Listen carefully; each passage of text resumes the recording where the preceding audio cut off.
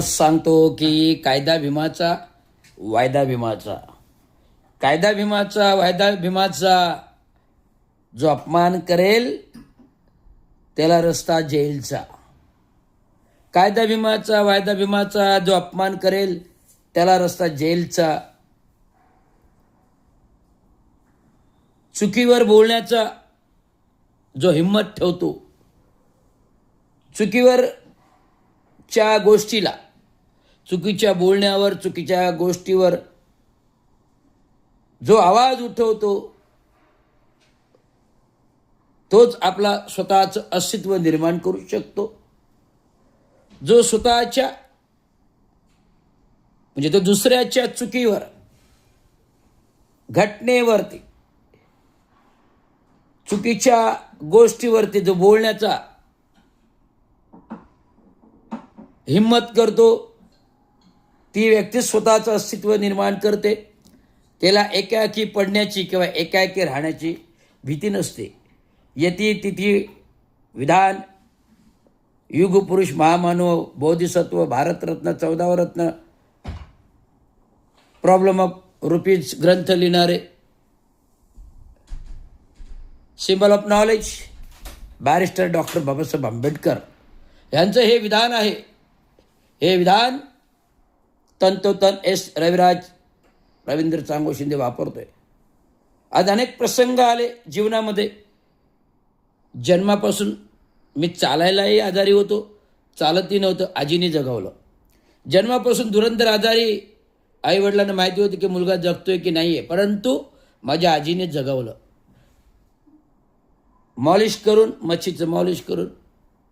आणि त्या काळी जेव्हा मी 5 वर्षाचा होतो, पहाटे 5 वाजता महादेवांचं दर्शन दरवाजावर होणं, ते पण शंकर पार्वतीच्या रूपात आलेले शिदोरी मागायला. पहाटे 5ची घटना आहे. आणि त्यांनी स्वतःहून बोलले की तुमचा छोटा मुलगा कुठे आहे? आजी म्हणाली झोपलाय, उठवा त्याला, आम्हाला आशीर्वाद द्यायचा आहे. उठवलं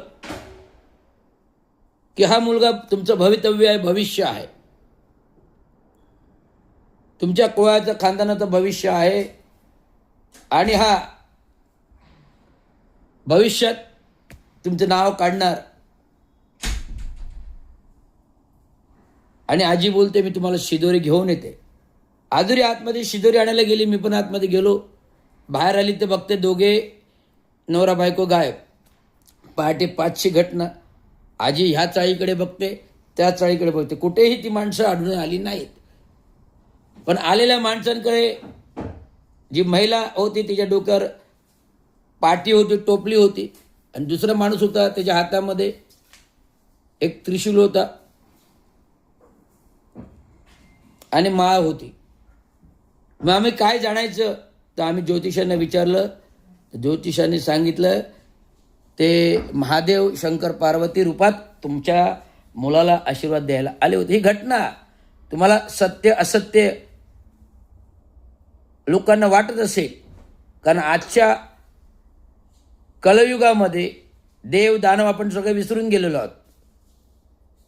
कायदा भीमाचा वायदा भीमाचा आपण वापरतो, जाणतो, घटना संविधान वापरतो, तथागत गौतम बुद्धांचे विचार ऐकतो, बुद्ध आणि धम्मा ऐकतो. त्यामुळे हे विचार आचार पटतील न पटतील, पण ही घटना सत्य आहे. आता 2020 मधली घटना सांगत ना, एकनाथराव शिंदेनी मला सस्पेंड केलं. ही घटना माझ्या घरापर्यंत कोणाला मी माहिती होऊ दिली नाही, कुटुंबाला माहिती होऊ दिली नाही. परंतु माझे बरोबर असणारी लोक जे इतरांची घरदारं उद्ध्वस्त करतात, या लोकांनी नकळत माझ्या घरी माझ्या पत्नीला निरोप सांगितला. मी घरी आलो, पत्नीने माझे उघड उघड उघड उघड उघड उघड झाप झाप झापलं. नक्की काय करताय तुम्ही? नोकरी करताय, सेवा करताय, काय काहीतरी उपद्व्याप करताय? म्हटलं मी काही उपद्व्याप केलेले नाही आणि करतही नाही. गोरगरिबांना न्याय हक्काच्या युनियन वतीने मी बोलतो, भांडतो आणि खरं काम करतो. त्यामुळे खरं कोणाला उघड होऊ नये हे पचत नाही. म्हणून विनाकारण कोणीतरी हा डाव खेळला. आणि डाव खेळल्यानंतर जेव्हा मिसेसला कळालं, काही बोलली नाही, पण मला झापलं. मी पूर्ण रात्र माझ्या दोस्तीवरच्या गार्डनमध्ये जाऊन एकांत बसलो, रडलो. कारण जर मी माझी भूमिका माझ्या घरात सांगितली नाही तर माझ्या घरात सांगणारी ही व्यक्ती कोण? ते सर्वश्रुत होते ते प्रमोदजी इंगळे आणि भास्कर वाघमारे. ही लोक समाजाला कायम आहेत, बाबासाहेब आंबेडकरांच्या नावावर कायम आहेत, तथागत गौतम बुद्धांच्या नावावर कायम आहेत. यांना समाजाने बिलकुल कुठेही उभं करू नका. कारण तर आजपर्यंत प्रामाणिक माणसाचं घर उद्ध्वस्त करण्याचं काम जर कोणी केलं असेल तर भास्कर वाघमारेने, प्रमोद इंगळेने केले. तर चंद्रभान आझाद प्रोफेसर, प्राध्यापक शाळेमध्ये हो. वर्तकनगरची शाळा कोणती ती? साईबाबा मंदिरच्या बाजूची. हो, प्राध्यापक प्रोफेसर त्याच्या मिसेसला घरी भांडण लावलं आणि त्या मिसेसनी त्या माणसाला रिटायर झाल्यानंतर कायमचं गावी पाठवलं आहे. म्हणजे हे लोक, एक प्राध्यापक चंद्रभानजी आझाद यांचं जर घर उद्ध्वस्त करायला करू शकतात तर हे दुसऱ्याचे घरदार उद्ध्वस्त करणारे हे धम्म परिषदा भरवतात. कशासाठी? केवळ टक्का पैसा आणि गद्दारांना मान सन्मान देण्यासाठी. गद्दार चांगले बोलतील असं सन्मानासाठी ही धम्म परिषद होती. मी सुद्धा गेलो. का? माझ्या धम्माचे आहे, माझ्या बाबासाहेबांचे आहे म्हणून मी गेलो. दान धर्म दिलं, आलो, प्रवचन ऐकलं, भदंतांचं ऐकलं, बाहेर पडलो. ज्यावेळेस प्रबोधन ऐकून बाहेर येत होते तेवढ्यात एकनाथ शिंदेजी आले, मला पाहिलं, खांद्यावर हात ठेवला, अरे रवी तू आहेस. मला बरोबर घेतलं, सोबत गेले, स्टेजवर गेले. सगळे बघत बसले. अरे बाबा, माजी मुख्यमंत्री उपमुख्यमंत्री रवींद्र शिंदेच्या खांद्यावर हात टाकून आतमध्ये स्टेजवरती सगळे बघत बसले. अरे बघत बसणार ना, कारण रवींद्र शिंदे चांगो शिंदेंचं पुत्र सुपुत्र.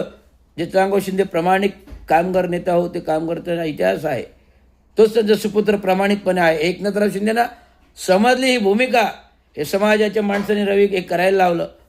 तर आमचं एक नरेश मस्के आणि तुमची लोक, ह्या लोकांनी तुम्हाला करायला लावतो. तुमचं काळ्या पाटील खडे, ह्या लोकांनी तुझ्यावरती बाळ आणलं. परंतु रवींद्र आहे भीमाच्या रक्ताचा, हे बाळंट येऊ दिलं नाही. कारण मागे होते महादेवांचा आशीर्वाद आणि स्वामी समर्थ आशीर्वाद. सत्याचा वाली परमेश्वर, ही भूमिका सत्य आहे. धन्यवाद. जय भीम महाराज.